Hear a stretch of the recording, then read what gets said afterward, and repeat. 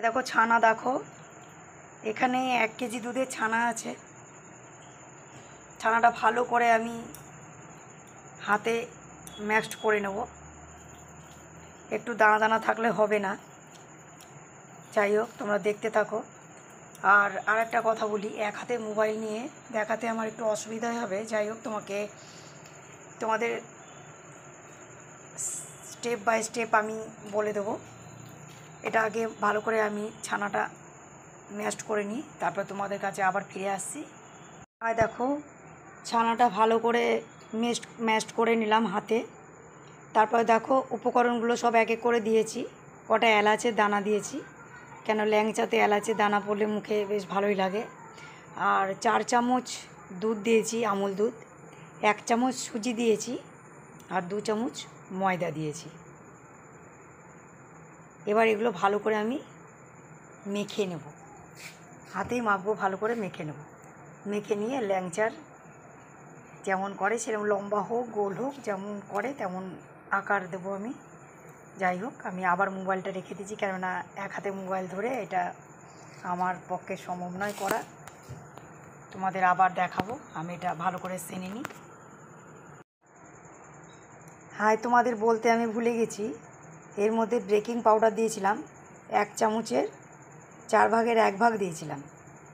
দেখো আমার ভালো করে মাখা হয়ে গেছে। এবার এইটা রেখে দিয়ে আমি এবার এর সেরাটা করব, তোমরা দেখতে থাকো। দেখো এই বাটি মেপে আমি 2 বাটি জল দেব, তার সমান 2 বাটি চিনি দেব।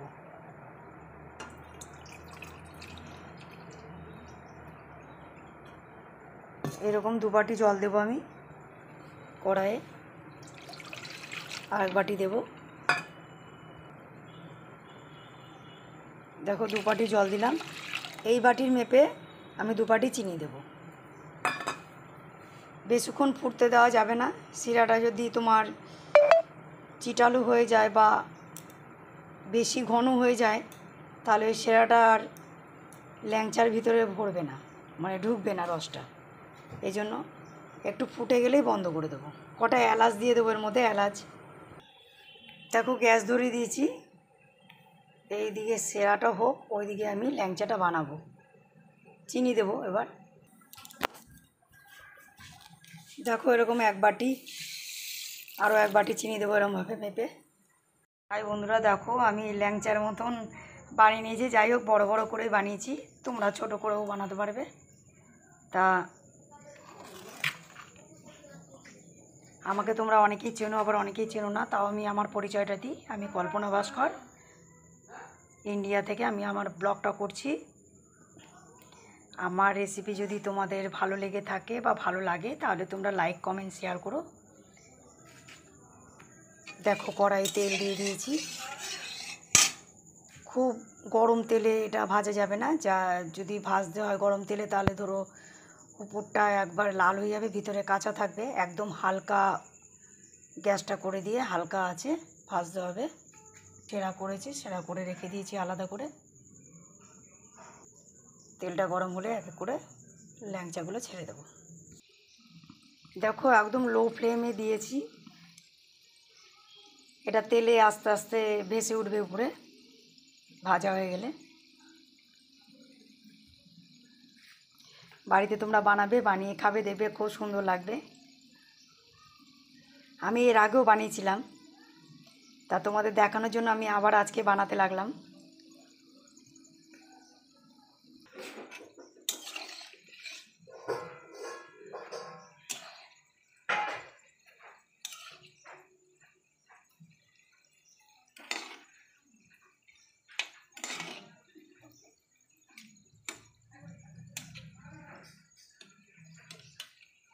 তো নরম হয়েছে বলা মতন, প্রচণ্ড নরম। দেখো আমার এ কটা হয়ে গেছে, এবার আমি এগুলো সেরাতে দেবো এক এক করে, আর বাদ বাকিগুলো ভেজে নেব। দেখো বন্ধুরা এই কটা দিয়ে দিয়েছি সেরাতে।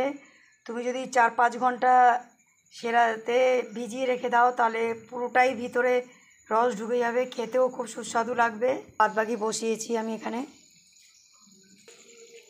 একটা ভাজা হোক। দেখো গাইস, এগুলো হয়ে এসছে, এগুলোও নামাবো এবার।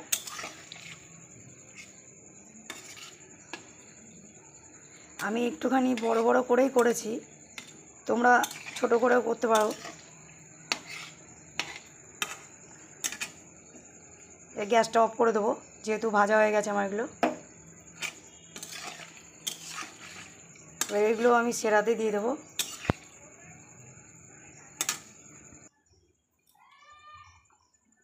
দেখো গাইস, এটা সেরার মধ্যে এখন 4 থেকে 5 ঘন্টার মতন আমি চুবিয়ে রেখে দেবো। দেখো রসটা তখন ভিতরে ঢুকে যাবে। এখানে তাহলে আমি আমার রেসিপিটা শেষ করলাম। Bye bye.